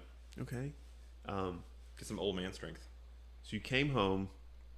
What was the thought? You finished this thing. Like, what's the thought once you actually finish this thing? It was like, well, so it was a little bit of a mixed bag. One, the fun stuff is, I rode the couch for 3 weeks. Okay. If you've had this like super fried feeling in your legs, mm-hmm. if you've been, I didn't cramp the entire time. Okay. I had all kinds of pain. It was primarily like soft tissue around my joints pain. Okay. And I can spend some time talking about that. But I never cramped, but I would cramp when I would get off the couch, and it felt like I had guitar strings on my legs that people were plucking. Like I felt like I had literally been burnt to a crisp inside my legs, and my muscles were like dried out rubber bands that had been stretched, and like if you pulled it just a little bit more, it was going to break. Like it had lost its elasticity. That's what my legs felt like for 3 weeks. It was like as long as I was riding is what the recovery took. I was just a mess, and the good news is I felt awesome. Like I was just like, I did it, and I'm getting all this attention from people, and my friends are really happy for me, and my mom was really happy for me, and so that actually was really nice. And like if I hadn't had all that, like if I were to do this again, I had to go through all that same stuff again, and it's I have a diminished sense of accomplishment. I'm not sure the recovery would be as good. Like if I had all to do it, have the worse. Attention. But the sort of negative side of it is right around the time, like within a half an hour of me getting back, my friend Robin was killed in New York City. So Robin Hightower? Heitman. Thank you. Yeah.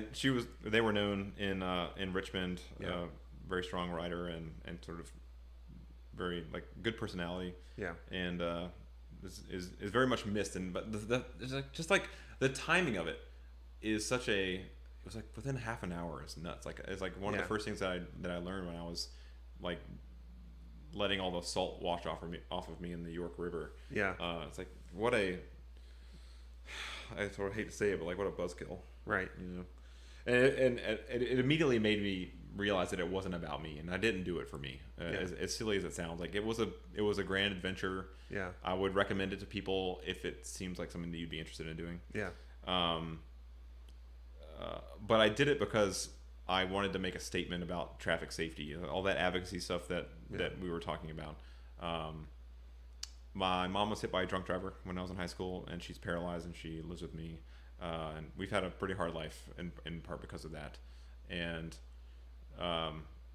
every day we get to be reminded of the importance of driving safely and saving people's lives. Because just today, some car plowed through a group of people and killed 5 people. I think the oldest lady was 81.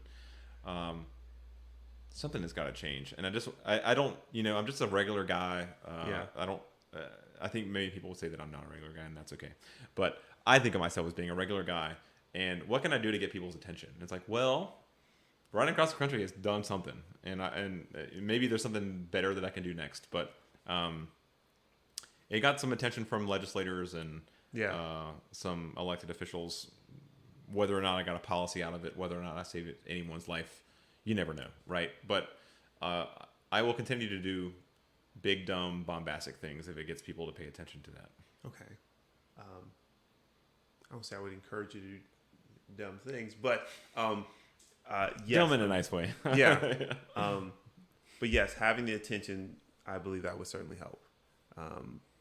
Being more noticeable would have more people pay attention, kind of thing. So, yes, I encourage you to continue. So, and a vastly simpler question, because we've covered quite a lot of stuff. And I don't. What is your first memory of riding a bike?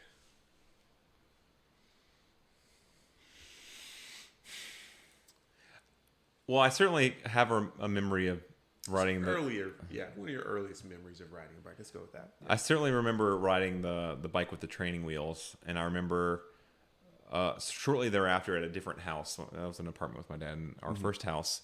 My dad teaching me how to ride without the training wheels, and I think we all have this story. I've listened to all of your podcasts so far, where we look back and our dad doesn't have her hand on the saddle. It's like, what a surprise it is. And we all immediately crash. And I remember how rooty my front yard was at that time. It was like, you could have picked a smoother place, Dad.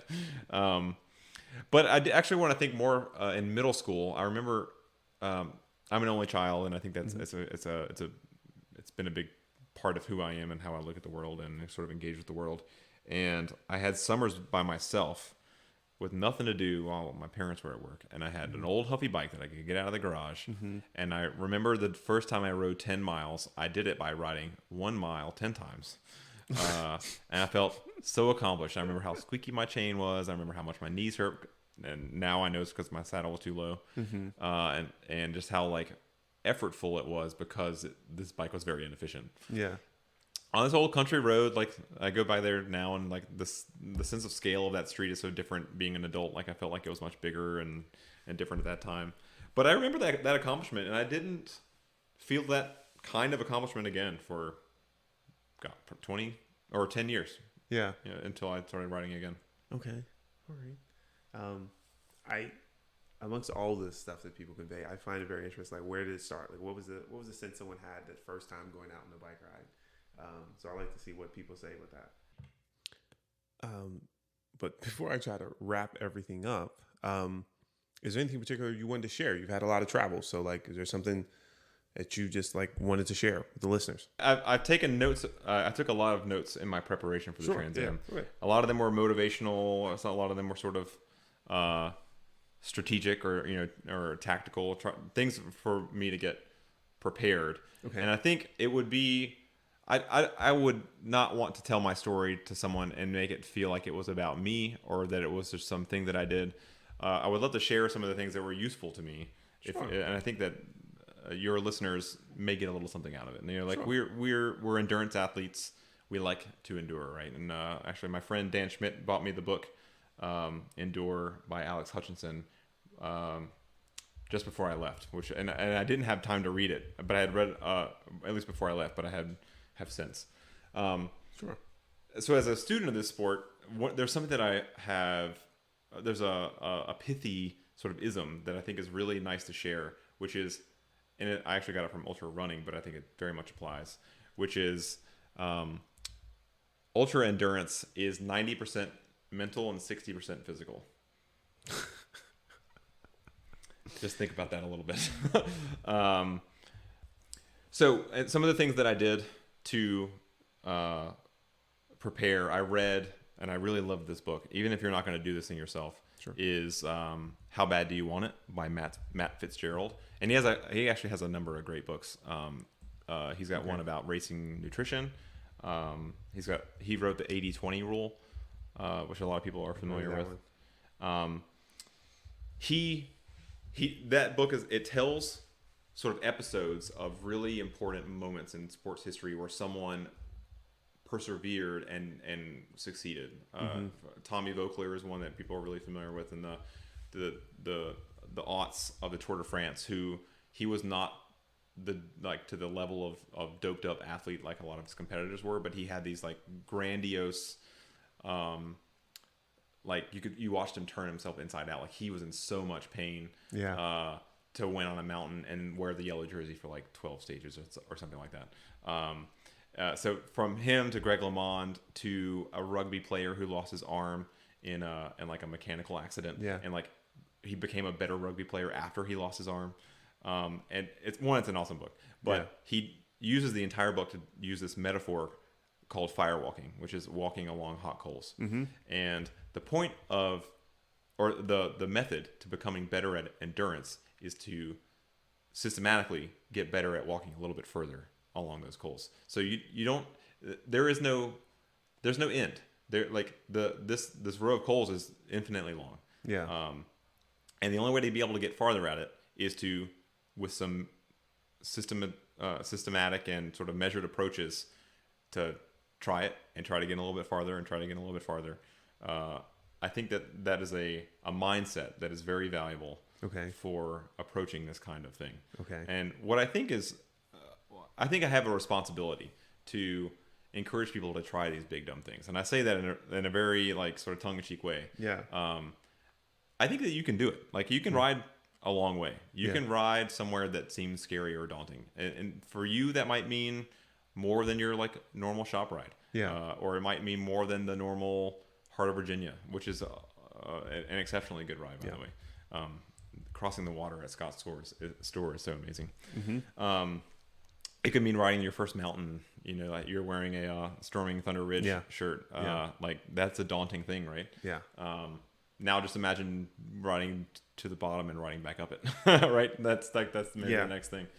I really want to share, and I think that I've sort of somewhat known now as like adopting a bit of a stoic mindset to this stuff, that if you tell yourself that there isn't pain, there might not be pain, or like that's a good way to change it. So before the Trans Am, I started getting some repetitive use stuff. Some people call it overuse. I don't think it's I think it's an accurate way to describe it, but I was putting in some really long weeks. I had a couple of like 300-mile weeks. And that's in training. Obviously, like I did a whole lot more than that in the Trans Am, but my ankle started hurting, and so I go to see a PT, and he says, "You have a weak calf, so let's work on this weak calf to deal with some of that PT stuff," which is so not what I was thinking. We tend to think if you have pain in a joint, the joint is the problem, but it's really what's connected to it, and it could be really far away. It's a funny thing. And it was, I mean, it totally changed. Like that, I got like, I don't know, major improvement, like very much major improvement by doing calf raises and some balancing stuff. And some of it was a little bit intense. But as soon as, I got out there and I was like, my ankle is feeling awesome. And I was so worried about it. And then it started hurting. And you know, the thing is, be prepared for it's not going to be easy. Like if you can start by knowing that it's going to hurt, that it's going to be hard, and that it's going to be challenging in ways that you're not prepared for, you can at least be prepared for the unexpected part of it. And I read all kinds of stuff about mantras, about distracting yourself from pain. A variety of these books, and How Bad Do You Want It is one of them. So when my ankle started hurting, what I learned to do was think about my knee. And I think about my knee. What does it feel like? How is it working? Until it started to hurt. And then I think about my other knee. And then I think about my other ankle. And then by the time I had done that, I could go back to my other ankle and it wasn't hurting so bad anymore. And these kinds of like, you can really trick yourself into being able to do more. You know, we think like that you have to eat to be able to do a ride or a race. You have so much energy in your body. Like even the skinniest person has tons, like hours and hours of endurance athlete performance. Maybe not the fastest, but at least you can do it. And so an interesting quote from and maybe this is where I'll end it, though maybe it's a little bit dark and I should try to find something nicer. But a Virginian ultra runner who's really well known, I believe he set the fastest known time on both the Pacific Coast Trail and the Appalachian Trail, and he got third. He set the third fastest time running across the country is a Virginian, David Horton. He's well known in the running community here because he puts on ultra running races. He has a quote. It says, "How far can you run? How far can you run with a gun to your head?"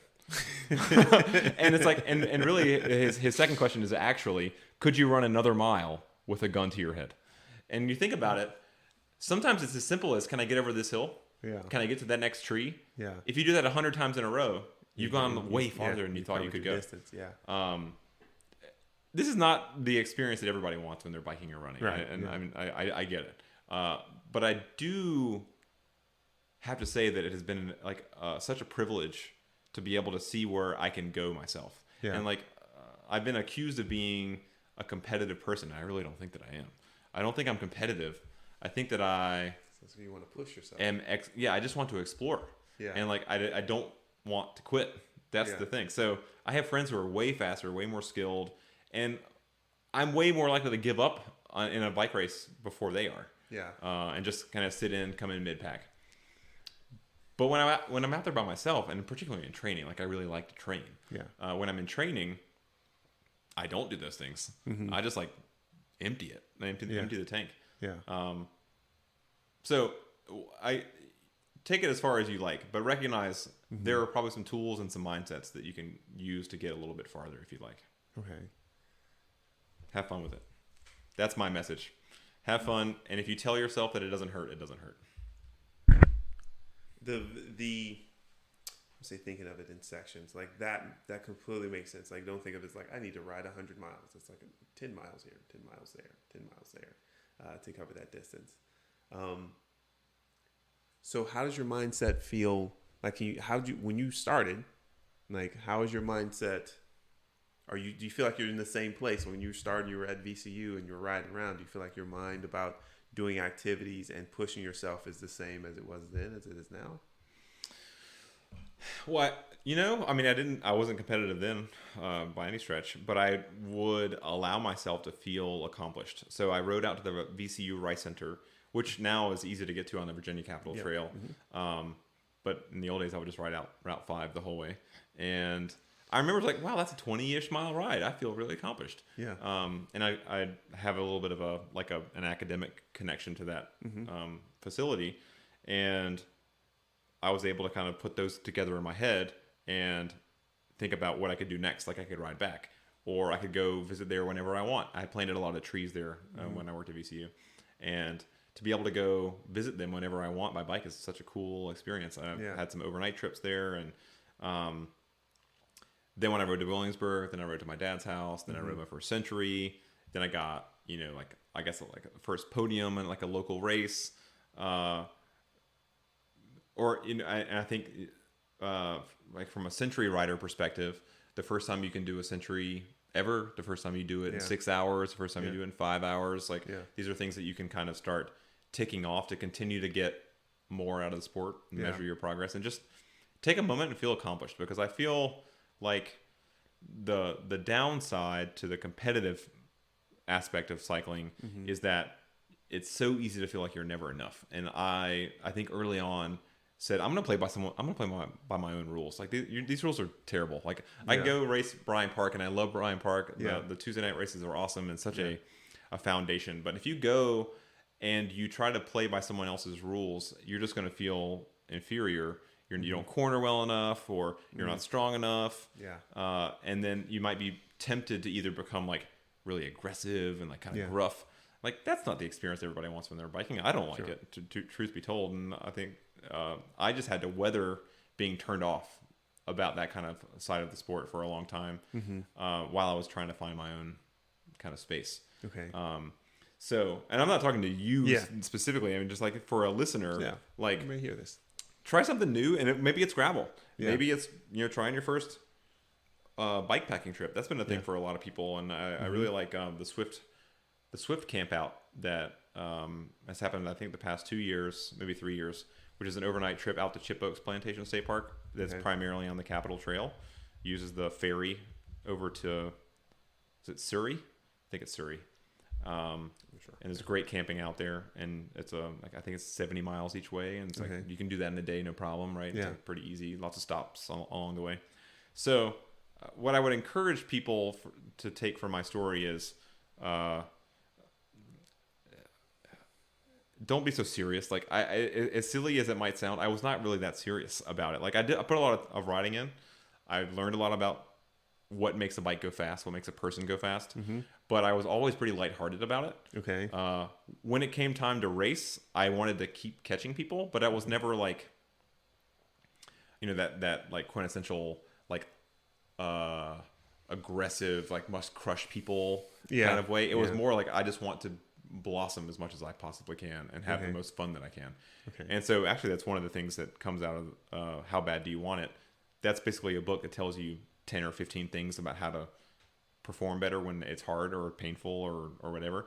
If you can have fun, you can do a lot better. Yeah. If you compliment people as you're out at a gas station or someone else in the group ride, it literally changes your internal brain chemistry so that you're more likely to be able to perform better or to not feel pain to the same degree, or to delay the onset of the pain, or to avoid mistakes, all kinds of things like that. So like the mental aspect, the 90% of it being mental, I mean, I believe it 100%. Okay. All right. Okay. Well, I'm glad you're still enjoying endurance sports. That you didn't just like put the bike up completely. You're still doing like just a little riding, right? Yeah. I mean, I do group rides, and I'm more casual. I like to go places. Is the way that I like to do it, for sure. Okay. All right. Okay. All right, Brantley. Here I'm going to thank you for your time. As I crash into the end here. But yeah, no, I really appreciate you taking the time to let me talk to you, and pick your brain about all the things you're involved in, and just your experience riding, man. Trey, it's been a pleasure. And also, I want to thank you for doing this, because I think telling the stories of people who ride bikes in Richmond is really valuable. I think we're a tight-knit community, and I think we all have a little bit to share. And I mean, I've really been impressed by the different voices you've had on here so far, from CJ and Andrew, to, and I'm going to blank on her name now, but the ride leader for Thunder Ridge, Paula Dahl. Yeah, like she's a character. Each three of those have been so different, right? And I think I look forward to where this goes. Well, thank you. Appreciate it.